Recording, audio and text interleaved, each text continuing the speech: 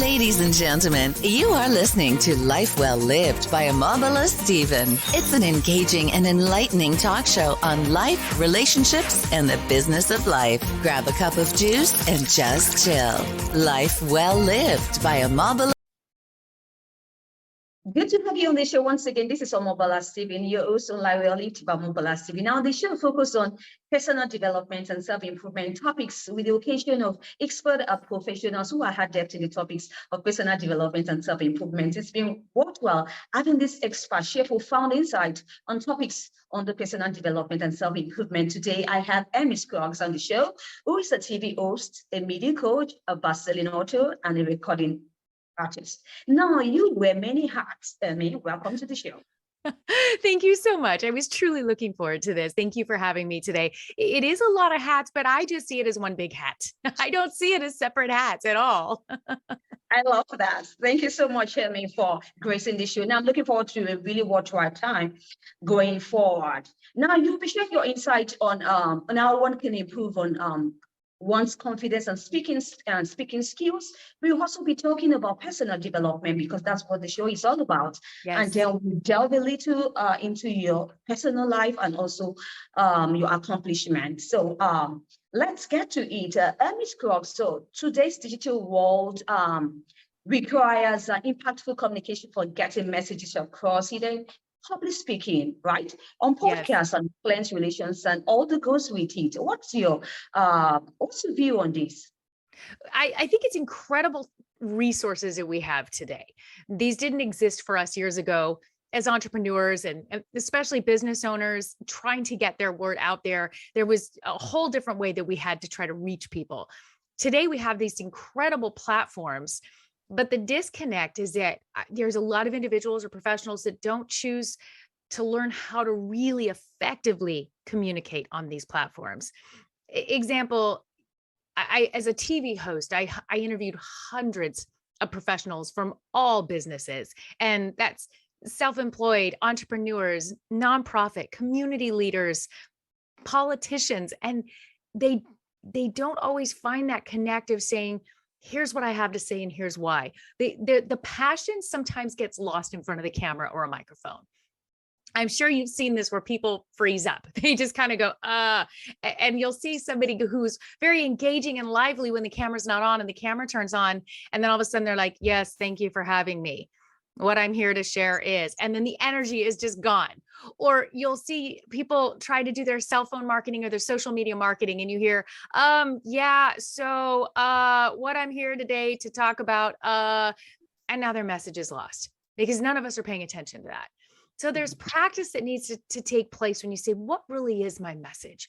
Why am I here? You have to know your why. You have to know what that message is. And as in anything else, it takes practice, self-awareness, back and forth, recording yourself, watching the tape. There are all these skills that go into saying, how am I delivering my most effective and best self?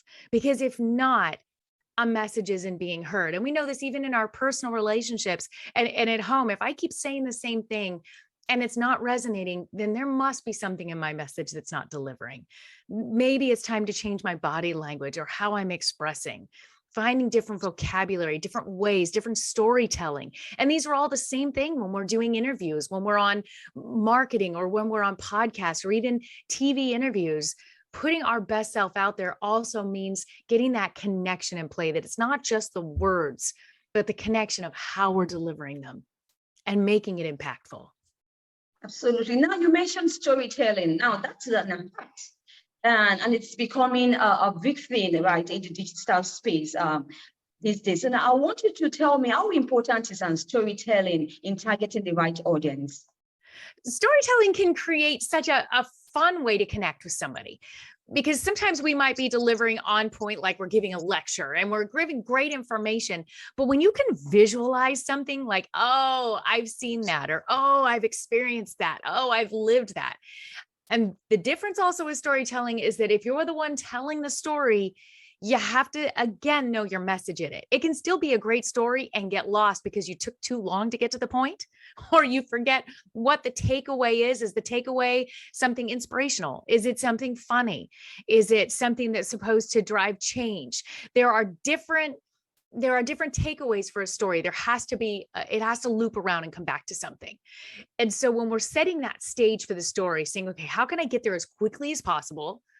And then how can I make sure that I'm wrapping it up in a way that the audience is feeling that this story does? Because every story ends up with some kind of a feeling or a reaction or a way that you can connect to it. So practicing the storytelling and not taking forever to get to it is extremely important. Absolutely. Amy, I would like us to delve into the print media. Now we have the print media talking about TVs, the radio, and also the print generally, which are traditional medium of advertising or marketing, which Yes. we also employ. But now I want you to give me your insight on this. Now, because we hold in the digital marketing or digital communications allow a person to reach far greater audience than print advertising. So Yes. does it mean that we will need to drop this idea of print advertising? I think there's still going to always be a space in print. So I still like to pick up and read. There's still the individuals that see print. And what I love about print is most of them still offer a digital piece of the same thing. So if something's in print, you can also access it digitally and you can share that content. What's the most important is if you choose to go with print and you're also using digital marketing, it needs to be cohesive. If somebody sees an ad for me in a magazine, because I have some out there, I have some print ads that are out there right now, that when they go to my website or they hear me on a podcast or they see my videos, that they're seeing the same thing. They're seeing the same person. The word branding is really overused, but I still use it. But that it's on point, that you're not seeing something completely different, that those talking points. So if it attracts someone to take a look at your business or to go onto your website, are they going to be attracted to that the same way they were the print ad? I think there's still definitely value in the print ad. But knowing your target audience, what your business is, I use a lot of interviewing for me because I love doing it. I've been interviewing for years. I've been a host and a guest so many times over the years that I find that to be an effective platform for me, because hopefully I feel like I am articulate and I can be a good guest, but maybe somebody's really intimidated and not ready to be a guest yet on podcast. Then start with that print and start transferring that over to your social media marketing and learning digital ads. Ask for a mentor, get a coach so that you can transition into the next spaces. But I think there's opportunity to have a balanced advertising budget in all of these spaces. And if anything, we have to be aware, be ready to make adjustments and change. We can't just put it out there and say, well, that's what I do, and I'm going to leave it there. I have to be able to evaluate, was that worth it? Did I feel that that was a benefit to the business? And you got to just let things breathe, reevaluate, and always be ready to make those adjustments. So I'd like us to talk about mind shift because that's the focus of the podcast. We want to talk about mind shift. That's a very important topic and very dear to my heart. Now I understand that you have been a self-managed 20-year entrepreneur and you've had to go through a lot of challenges, bumpy roads, which are typical about life. So can you tell me some of these challenges and how you were able to have that mind shift that brought you to this level? I think challenges is the exact story of every entrepreneur out there. If we don't have the challenges, then either they're lying or they are just about to get to them and then call us in 5 years and then you'll be able to tell your story. There's always the challenges. For myself, I had started in the business world in the mortgage industry in Southern California. And so I was in sales and I was driving all over Southern California, meeting with clients and selling for the bank was basically what I was doing. And that was a great career. I was still singing and performing and always out there in music and combining those careers like I still do today. But what happened in 2007 and 8 when the mortgage and real estate industry collapsed here in the United States, I lost my career. I mean, it did not exist. That was a forced shift. And I had mouths to feed. I had children. I was like, this is crazy. So I had choices. Do I sit and wallow? And do I sit and say, woe is me? Of course, there's some tears. Of course, there's some fear. We're human. We go through that. But then I came up with a game plan.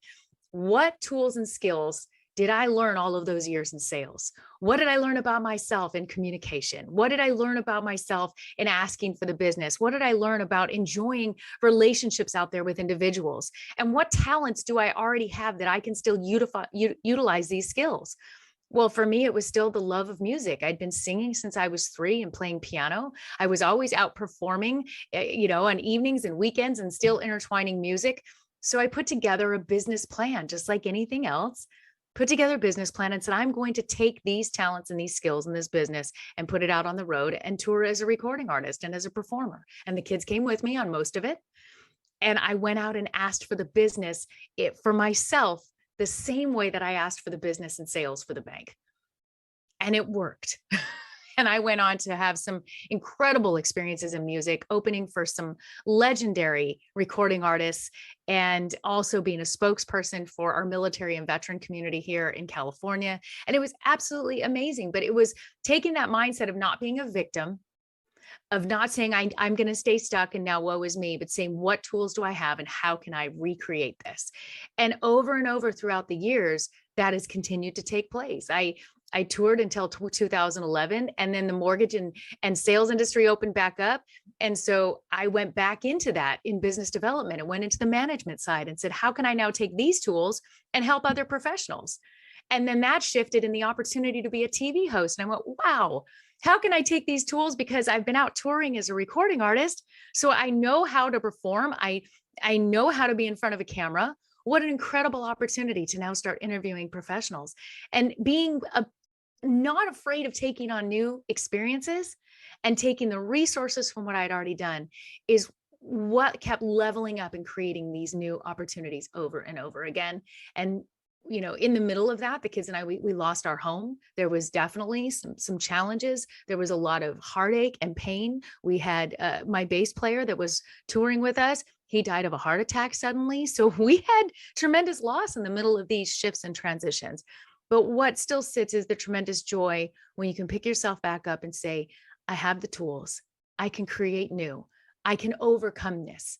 This will become part of my story that might inspire others someday. Let's be that story instead of a tragedy. Awesome. Amy, I'd like us to talk more, emphasize on mind shift, right? Can you tell me, how does mind shift happen? I think there's a little bit of that fighter in me that just knew I didn't want to lay down and die throughout this. And it's a choice. And sometimes it was literally having to talk myself through it to say, I don't want to be stuck. I don't want to be a victim. I don't want to stay in this place. So why not try new things? Why not create new opportunities? Because what if it works? What if this can happen? What if I can create new possibilities? And I'm okay if it fails. I am much more afraid of regret than failure. So even as the failures are happening, I'm thankful for them and say, okay, let's take the next step. I think the gratefulness, even in the hard times, the gratefulness when we feel stuck. Okay, I'm grateful for I feel stuck because I'm uncomfortable now. And uncomfortable means that I'm going to make a change. Uncomfortable is a good thing. It's a great motivator. Pain is a great motivator for a mind shift and a change. Awesome. So let's get personal here. You launched a book, which is an international bestseller, Lights, Camera, Action. Can you share that with my audience and tell me the important takeaways?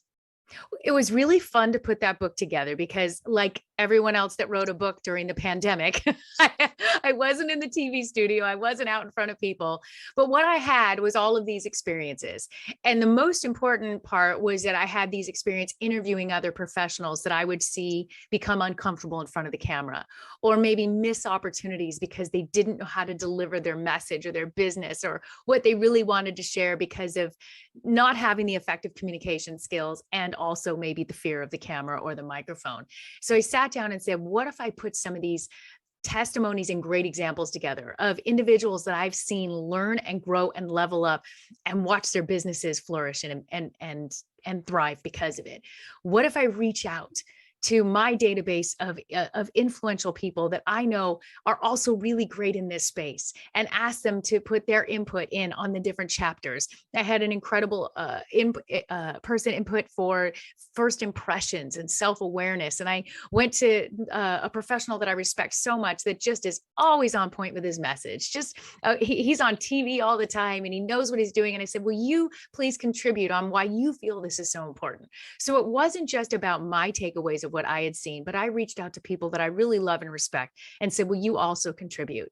And so Lights, Camera, Action is media coaching for any professional, which when I started putting it together, I would never dream where the world is today, a few years later, that we literally live in this virtual world. Thankfully, Omobola, to be on this wonderful show with you because of this virtual world. That's an opportunity that wouldn't have been there.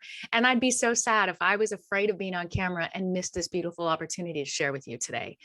And I felt it was so important to put this in a book and to help others not miss opportunities anymore, but really to have some just effective tools and tips to get past that fear and start really delivering a powerful message.